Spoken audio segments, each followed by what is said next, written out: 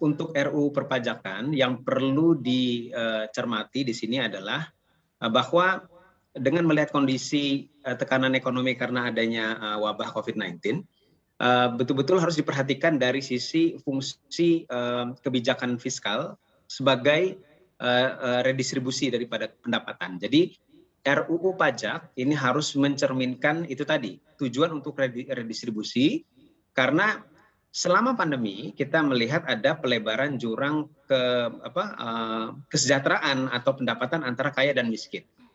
Artinya yang miskin ini sebetulnya daya belinya mengalami penurunan, yang kaya kuat, ya, sehingga perpajakan juga harus memenuhi prinsip keadilan tersebut. Jadi RUU perpajakannya harus bagaimana caranya kalau kemudian memang ada upaya untuk meningkatkan pengumpulan pajak atau penerimaan negara pada masa pemulihan, ini harus menyasar pada sasaran yang tepat, ya. Jadi kelompok masyarakatnya tadi yang saya katakan, yang lebih kaya ini yang lebih mampu untuk kemudian diberikan beban lebih dibandingkan yang menengah ke bawah, ya. Kalau miskin kan sudah pasti tidak kena pajak PPh, ya.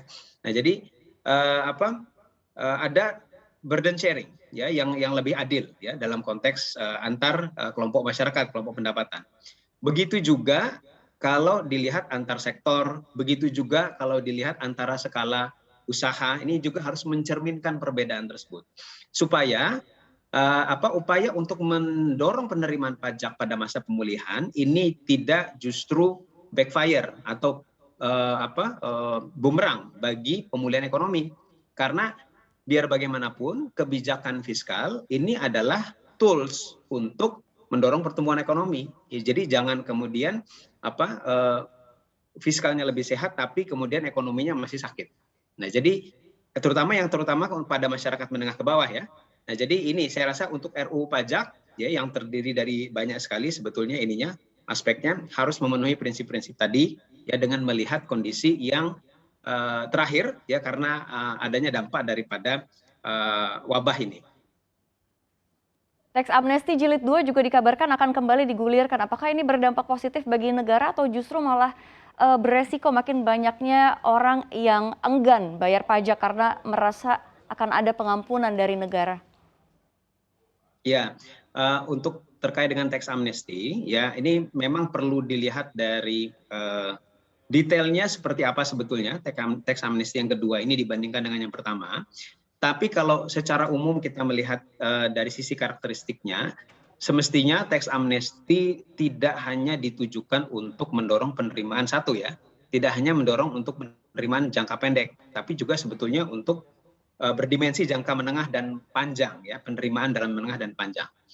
Nah, kalau melihat dari teks amnesti yang pertama, ini terus terang melihat dampaknya terhadap penerimaan ini relatif hanya short term, ya. Jadi 2017 baik, tapi kemudian setelah itu kembali turun, gitu, ya, dan bahkan setelah itu pas pandemi kemudian malah ini, ya, karena efek pandemi lebih rendah lagi.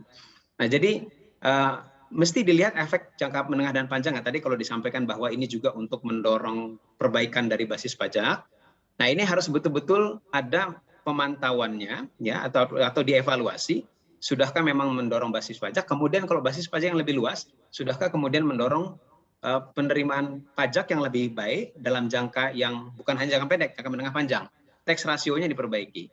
Nah, lalu yang kedua juga selain itu tadi, ya, melihat jangka pendek, jangka panjangnya, juga dari sisi aspek keadilan, ya, karena biar bagaimanapun pengampunan pajak kepada kelompok yang tadinya enggan atau sengaja untuk tidak bayar pajak, nah ini akan berdampak terhadap kelompok lain, ya, yang selama ini taat membayar pajak. Ya, jadi ada disinsentif justru pada selama ini yang taat. Nah, jadi ini memang harus betul-betul dipertimbangkan, jangan jadi malah backfire, ya, karena kita memang perlu mendorong bagi mereka atau memperluas, ya, upaya untuk supaya yang tidak bayar pajak atau mengemplang pajak ini membayar. Nah, tapi jangan lupa juga memaintain yang selama ini sudah bayar pajak. Gitu, jangan sampai ada kebijakan yang kemudian malah backfire, ya, terhadap kepatuhan yang sudah mereka lakukan selama ini.